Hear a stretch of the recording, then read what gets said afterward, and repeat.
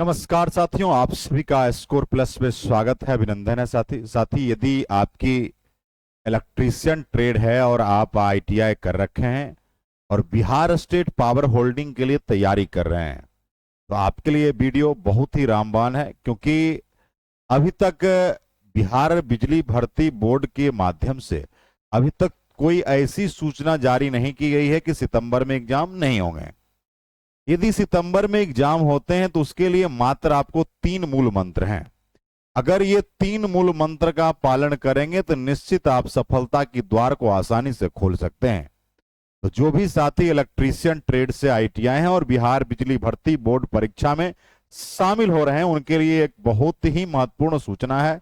साथी, सबसे पहली बात है, आप ये बात ध्यान में रखें, 3 मैंने कहा कि 3 मूल मंत्र हैं सफलता के लिए, मात्र और मात्र 3 मूल मंत्र हैं। 3 मूल मंत्र में सबसे पहला है आपका सिलेबस।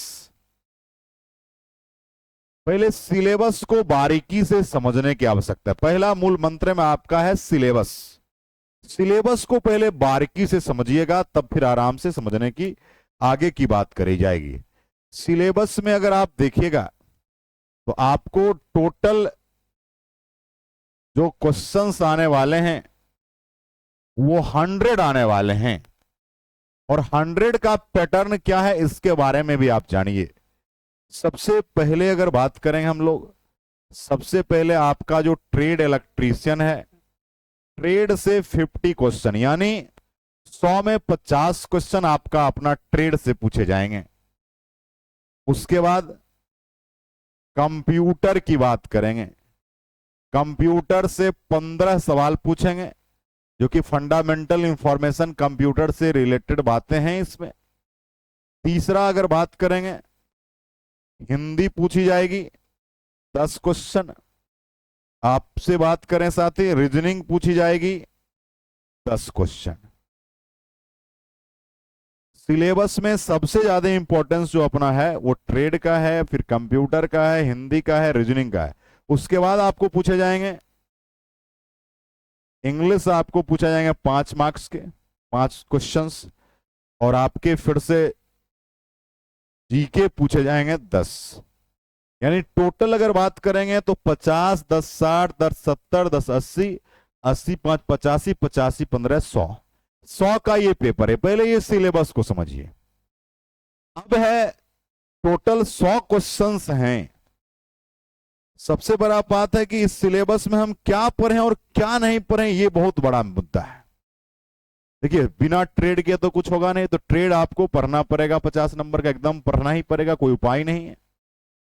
कंप्यूटर आपको पढ़ना ही चाहिए क्योंकि 15 मार्क्स के हैं। हिंदी आपके 10 मार्क्स के हैं, और आप जान लीजिए हिंदी में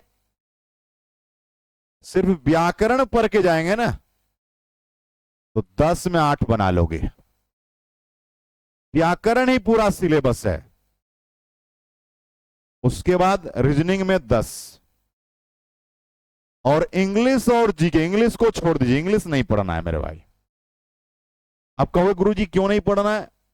क्योंकि इस परीक्षा में निगेटिव नहीं है, इसलिए हमने इंग्लिश को छोड़ दिया। लेकिन इंग्लिश बना देना 5 का 5। जीके 10 हैं, जीके 10 हैं तो कुछ क्वेश्चंस बन ही जाएंगे जो आपके स्मृति पर आधारित हैं, तो उसको भी नहीं पढ़ना है। ये 4 चीज पढ़ेंगे, ट्रेड, कंप्यूटर, हिंदी और रीजनिंग। टोटल अगर आप पढ़ना शुरू करोगे तो 60 70 80 60 70 80 5 85, यानी आप इसी 4 से 85 नंबर का तैयारी आप कर लोगे। 85 नंबर है और निगेटिव नहीं है भैया, नो निगेटिव। जब निगेटिव नहीं है तो उधर भी कुछ नंबर आ ही जाएगा, और 85 नंबर में जितने आप सेफ स्कोर कर सकते हो, क्योंकि आपने इधर तैयारी करी है, तो 100 में 85 आपका तैयारी हो रहा है, तो प्रयास कीजिए कि 85 में मैक्सिमम आपका सही हो। अब सही होने के लिए क्या करेंगे? तो ये तो पहला मुद्दा था कि सिलेबस को समझना, और 3 मूल मंत्र पर हम लोग बात करने वाले हैं। तो पहला आपका मूल मंत्र हो गया सिलेबस। दूसरा आपके पास आएगा मूल मंत्र, सिलेबस की तैयारी कैसे करें। ठीक है, क्या आएगा भैया? सिलेबस की तैयारी का सही तरीका। अब देखो तैयारी के लिए सही तरीका क्या है।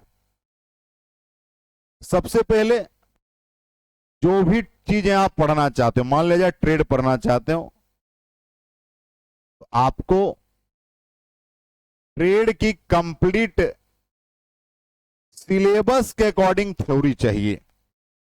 ट्रेड की कंप्लीट सिलेबस के अकॉर्डिंग थ्योरी चाहिए, कंप्यूटर की थ्योरी चाहिए, हिंदी का पूरा ग्रामर का थ्योरी चाहिए, और रीजनिंग का कॉन्सेप्ट चाहिए। ये 4 चीजें आप कर लीजिए। उसके अलावा, ये तो आप करोगे ही, उसके अलावा पहले कंप्लीट ये सब की थ्योरी चाहिए आपको। थ्योरी के बाद क्या करने वाले हैं? थ्योरी के बाद आपको चाहिए PYQ, प्रीवियस ईयर क्वेश्चन। किसका? Bihar state power holding corporation limited का, UPPCL का, MPPCL का, DMRC का, इसरो का, ये सब का PYQ एक बार बना लीजिए। प्रीवियस ईयर में चैप्टर वाइज बनाओगे, लेकिन तरीका क्या है? BHPCL का बनाओगे ही, UPPCL, MPPCL, DMRC, इसरो, ये सब का बना लेना। क्या है कि क्वेश्चन के जो वेरिएंस हैं ये सिलेबस के अकॉर्डिंग ही हैं, तो आपको प्रीवियस ईयर बनाने की आवश्यकता है। और एक सिर्फ BHPCL के प्रीवियस पर मत चलिए, UPPCL के प्रीवियस।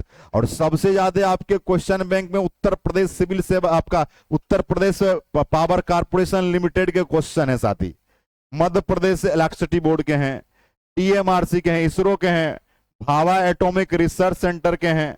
ये सब को बना लेना है एक बार सिलेबस के अकॉर्डिंग। और ये जब भी बनाएंगे तो कैसे बनाएंगे? Chapter wise. चैप्टर वाइज बनाइए। उधर थ्योरी पढ़िए, इधर PYQ कीजिए। इधर से थ्योरी पढ़ते जाओ, इधर से PYQ बनाते जाइए। क्लियर है भैया? अब देखिए, ये आपका था सिलेबस के अनुसार पढ़ाई। ये ट्रेड का तो मैंने बता दिया। कंप्यूटर में क्या करिएगा? कंप्यूटर में जितने भी गवर्नमेंट के एग्जाम होते हैं उस सब का PYQ कलेक्ट कीजिए। घटना चक्र में आपको मिल जाएगा साथी, या यूथ प्रकाशन में। हिंदी के लिए आप किसी भी, या तो आप लुसेंट का हिंदी ले लीजिए, बेहतरीन हिंदी है।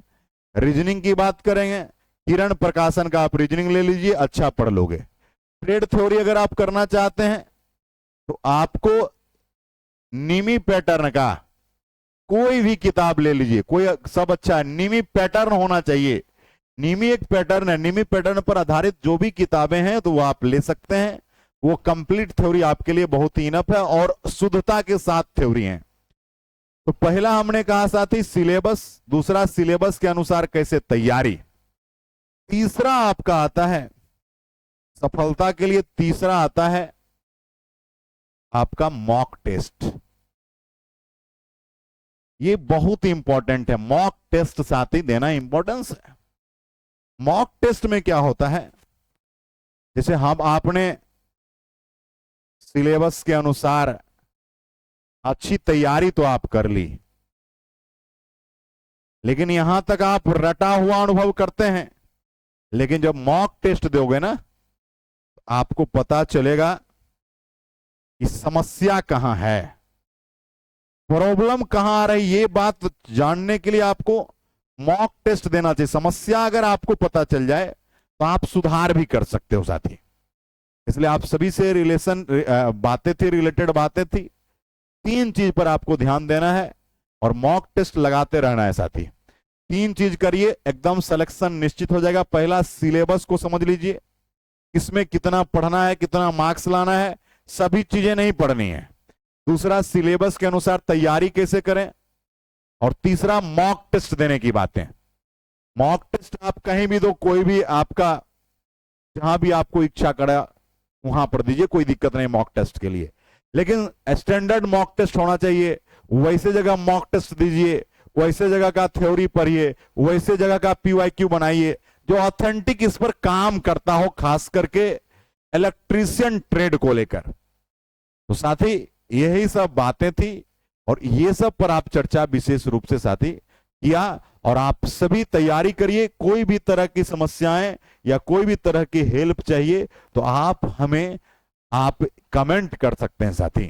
क्लियर है? तो इलेक्ट्रीशियन बीएचपीसीएल की अगर तैयारी था तो बस 3 मूल मंत्र थे। अगर ये 3 मूल मंत्र अगर आप कंफर्म कर लेंगे तो आपकी सिलेक्शन 100% हो जाएगी साथी।